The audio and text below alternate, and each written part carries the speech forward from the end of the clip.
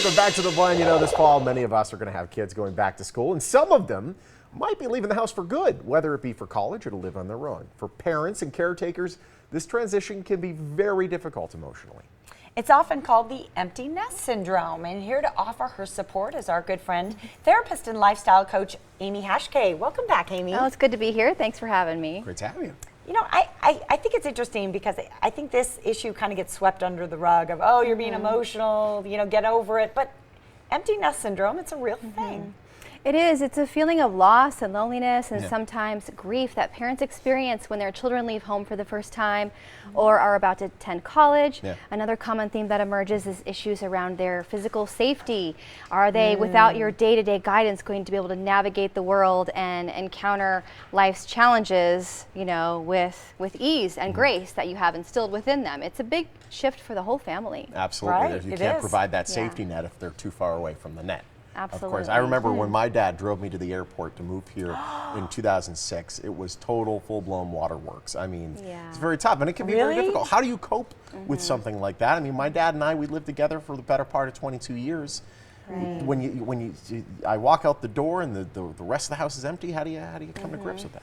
Well, on the flip side, the research is also showing what parents are beginning to discover, which is that empty nest syndrome doesn't have to be that empty after all. So that common identity of who am I if I'm not raising kids is becoming less and less common because parents are better able to anticipate this day, they're planning in advance, and when you have a set of plans ready to launch in motion and in tandem when your child launches, the whole family can grow and shift together. Gotcha. Yeah, so it's about filling up that space with something else that is inspiring or invigorating for each person. I love that you're addressing this, to be honest, because it is very timely, and it happened in my house. I watched my brother and sister go off to college, and there was a shift in the house, and I will say it was a little sad. It just felt more empty for than my parents and I. Have you seen people be successful in this transition, and what did you see them do? The most successful families look through this through the eyes of their child. And when you look at it through the perspective of the child who's launching, there is so much excitement and there is so much desire to learn and to become independent.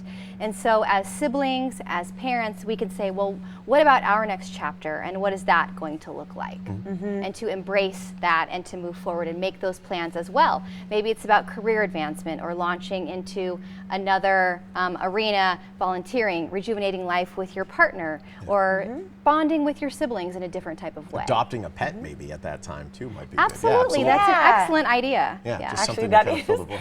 I actually know people who've done exactly that. Now their kids. This is my baby Their now. kids are about to move out, Exactly. and they have 2 puppies. It is great so coping. funny. I love that. Yeah, That's awesome. well, very cool.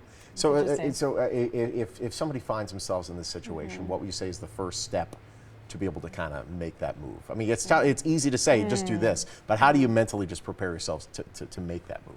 It is a mindset. I think you have to be patient and kind to yourself. Allow yourself and your family to adjust to those changes.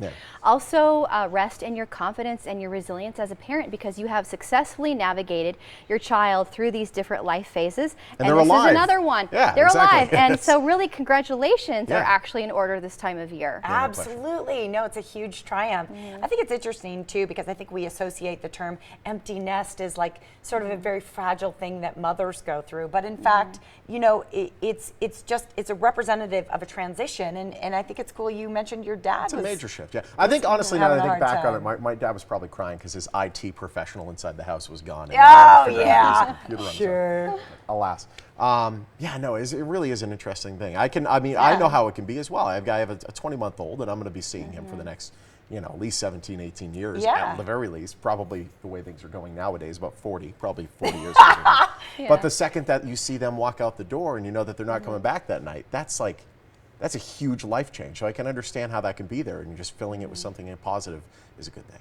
Absolutely. Just be ready to go, and the whole family launches together. It's a different type of shift, but you can do it. You know what I love is when I have seen in my life when couples, kind of the mother and father, look at this as an opportunity to come back together and kind of strengthen their relationship. And usually it's by coming up with activities they love together. Yes. You know, whether it be we're going to buy a Winnebago, or we're going to golf, 5 days a week, or we're going to bicycle, that can happen. That can work. That can be neat. Find something to do with the time other than just sitting there and wallowing in your own self-pity.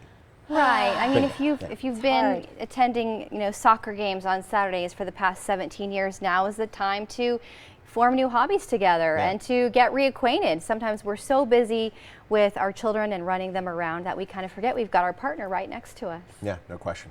Yeah. It's great having you. One thing not to do is go on Facebook and start political wars. Don't suggest that. You see a lot for people trying to fill that with it. No, I totally agree with you. That's good advice. It's great having you. Thank you Love so much. having you. Thanks for stopping by. All right, if this conversation hit home with you and you'd like some support with empty nest syndrome, you can contact therapist and life coach Amy Hachquet. She's fantastic. Her website and phone number are right there on your screen. You could also watch this interview again on our website, LasVegasMorningBlend.com.